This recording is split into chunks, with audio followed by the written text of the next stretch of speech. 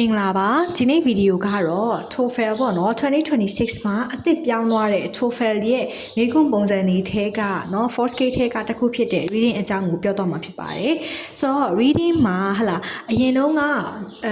ဘယ်လိုပြောမလဲ current format လို့ပဲပြောမလားအရင်တုန်းက format အရာဆိုလို့ရှိရင်တော့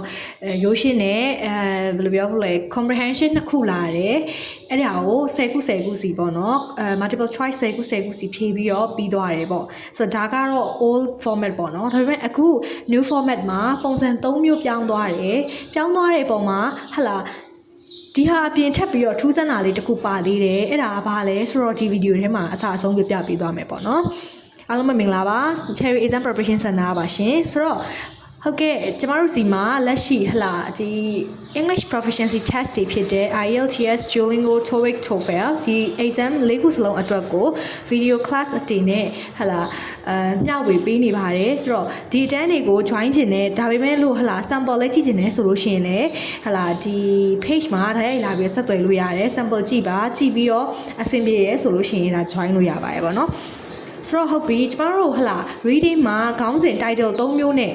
ပြောင်းပြီးတော့လာမှာဖြစ်ပါတယ်ဆိုပထမတစ်ခုက complete the words နောက်တစ်ခုကကြတော့ read in a daily life read in an academic passage ဆိုပြီးတော့မှ3မျိုးလာမှာဖြစ်ပါတယ်ဆိုတော့ဒီကောင်းစဉ်3မျိုးဟာဒါဆိုရင်ဒီ3မျိုးကိုဖြေလိုက်ရင်ရပြီလားလို့ပြောစရာရှိရပေါ့နော်ဆိုတော့ဒါပေမဲ့အဲ့ဒီလိုလဲတအားကြီး simple လည်းဖြစ်မနေဘူးပေါ့နော်ဆိုတော့ဘာတွေလာမလဲဆိုရင်အခုဒီ new format မှာဟလာဒီ1 and 2ပေါ့နော် so complete the words နဲ့ read in a daily life ဆိုတဲ့ topic နှစ်ခုထဲကနေပြီးတော့မှဟလာကိုယ့်ရဲ့ result ဒီဟလာဘယ်လိုပြောမလဲ60% correct ဖြစ်ခဲ့တယ်ဆိုရင်နောက်ထပ်လာမယ့် part 2 module 2ဒီလိုလည်းပြောလို့ရတယ်ပေါ့နော် part 2ကပို့ပြီးတော့ခတ်မယ်အဲ့လိုမှမဟုတ်ဘူးကိုယ့်ရဲ့ correct နှုန်းလေး 60% အောက်ရော့တယ်ဆိုရင်နောက်ထပ်လာမယ့်အပိုင်းကပို့ပြီးတော့မှလွယ်မယ်ပေါ့နော်ဆိုတော့ဒါဒီနှစ်ခုကိုဖြည့်ပြီးတဲ့အခါမှာကိုယ့်ရဲ့ဒီဘယ်လိုပြောဖို့လဲ correct rate ပုံမူတည်ပြီးတော့မှအနောက်ကထပ်လာမယ့်အပိုင်းကလွယ်တာခက်တာဖြစ်သွားမယ်ပေါ့နော်ဆိုတော့ဒါဆိုရင်ကျ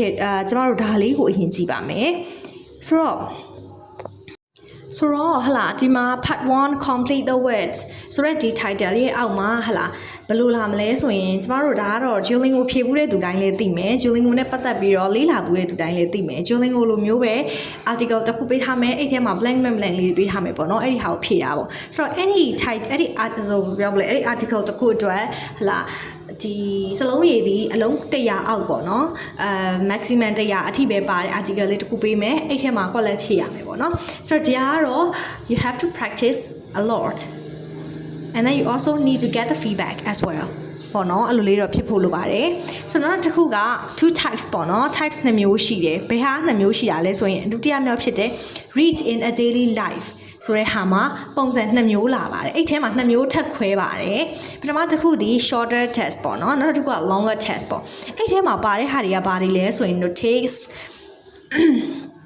email campus announcement and short social media posts ဆိုတော့ဒီလိုမျိုးဒါကြတော့ဘာနဲ့သွားတူလဲဆိုရင် EDS ကနေ launch လုပ်တယ်သူတို့နဲ့ community 2ကပဲ launch လုပ်တယ် TOEIC ထဲကဟာနဲ့သွားတူတယ်ဆိုတဲ့အတွက်ဟလာ email တွေဖြည့်ရတယ်ဒါ TOEIC ထဲကအတိုင်းသိတယ် email တွေဖတ်ရတယ်ဟလာပြီးတဲ့အခါတစ်ခါတလေကြားလို့ရှိရင် announcement တွေခါကြရင်ဘယ်လိုပြောဖို့လဲ campaign လုပ်တဲ့ဟာတွေဒါမျိုးတွေလာတယ်ပေါ့နော်အဲ့ဒီဟာလေးတွေကိုပဲဖြည့်ရတာပေါ့နော်So for me, the new format is more easier than the new one. Oh, sorry. Like, the new one is more easier than the current one, baby.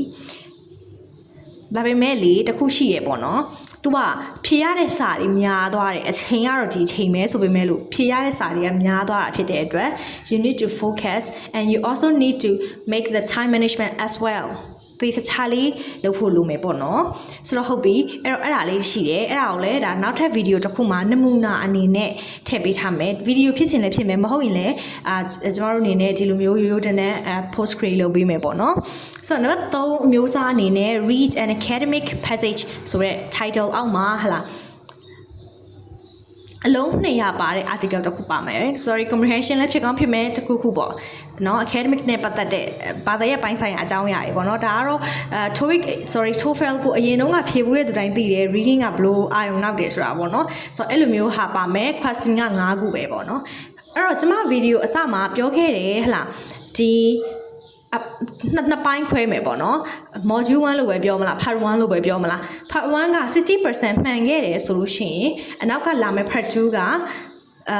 ပိုပြီးခက်မယ်ဆိုတော့အဲ့ဒါကိုပြောချင်တာဘယ်ဟာလဲဆိုတော့ test 1နဲ့ test 2မှာကိုဟာ 60% အထက်ကိုမှန်ခဲ့တယ်ဆိုရင်ကိုယ့်ရဲ့အနောက်လာမဲ့ဒီ read and academic passage တွေခတ်သွားမယ်အဲ့လိုမှမဟုတ်ဘူးအရှင်းနှစ်ခုကကိုက 60% ထက်တောင်နည်းတယ်ကိုအားနည်းတယ်ဆိုရင်အနောက်လာမဲ့အပိုင်းကဘယ်လိုပြောဖို့လဲမခက်တော့ဘူးပေါ့ဒီလိုမျိုးပိုခက်တဲ့ဟာမလာတော့ဘူးပေါ့နော်အဲ့ဆိုတော့ဒါလေးကိုပြောချင်တာဖြစ်တယ်ဆိုတော့နောက်ထပ်အနေနဲ့ပေါ့နော်ဒီကိုဘယ်လိုမျိုး module 1 module 2 part 1 part 2ပေါ့ဆိုတော့ဒီဟာဒီဟလာဒီဟာအတွက်ကိုအသေးစိတ်ထပ်ပြီးတော့ video တစ်ခုလုပ်ပေးမယ်ပေါ့နော်တသက်ထပ်ပြီးတော့ပိုရှင်းပြီးမြင်သာတော့အောင်လုပ်ပေးမယ်အဲ့တော့ reading မှာပြန်ပြီးတော့ recap လုပ်ရမယ်ဆိုလို့ရှိရင်ခေါင်းစဉ်3မျိုးဖြစ်သွားတယ်အဲ့တော့collab vocab နဲ့ပတ်သက်ပြီးပါတယ်နောက်ထပ်တစ်ခုကရိုးရိုး daily life နဲ့ပတ်သက်တဲ့ email တွေပါတယ်ညာရေးပေါ့နော်ဒါလေးတွေလာမယ်ပြီးတဲ့အခါ academic passage ဖြစ်တဲ့ဘာသာရပ်ပိုင်းဆိုင်ရာအကြောင်းအရာတွေလာတယ်ဆိုတော့ကို current လက်ရှိပေါ့နော်2025မှာဖြေခဲ့ရတဲ့ TOEFL test တွေနဲ့ရှင်ဒီဟာကအများကြီးလွယ်သွားတယ်ဒါပေမဲ့ time management လုပ်တတ်ဖို့လိုတယ်အမေကအရင်များတဲ့အတွက်ပေါ့နော်ဆိုတော့ဒါလေးဖြစ်ပါတယ်နောက်ထပ်ဗီဒီယိုတစ်ခုမှာဒီ module 1 module 2 part 1 part 2ပေါ့နော်ဒီအကြောင်းကိုသိချလေးပြောပြပေးမယ်ပြီးရခါအဲ့ဒီဗီဒီယိုအရင်တက်ချင်တက်လာမယ်ပေါ့နော်မဟုတ်လို့ရှိရင်လည်းဒီအပိုင်းတွေ complete the words တို့ဒီခေါင်းစဉ်တွေရဲ့နမူနာ short ဘယ်လိုပြောမလဲshort question လို့ပြောမလားအဲ့လိုမျိုးဟာလေးတွေကျွန်တော်တင်ပေးသွားမယ်ပေါ့နော်ဆိုတော့နောက်ထပ်လည်းနောက်ဒီ reading ကိုဒီအပတ်အထဲမှာအပြီး upload လုပ်သွားပေးမယ်ပြီးသွားတဲ့အခါ writing speaking listening ကိုလည်းကိုယ့်ဘာသာကိုပဲ self study လုပ်ချင်တယ်ဆိုလို့ရှိရင်လည်းလုပ်လို့ရအောင်တက်နိုင်သမျှဒီဘက်ကနေပဲ resources တွေ sharing လုပ်သွားပေးမယ်ပေါ့နော်အဲ့လိုမှမဟုတ်ဘူး video attend တက်ချင်တယ်ဆိုလို့ရှိရင်လည်း page မှာအသေးစိတ်လာမေးလို့ရပါတယ်အားလုံးကျေးဇူးတင်ပါတယ်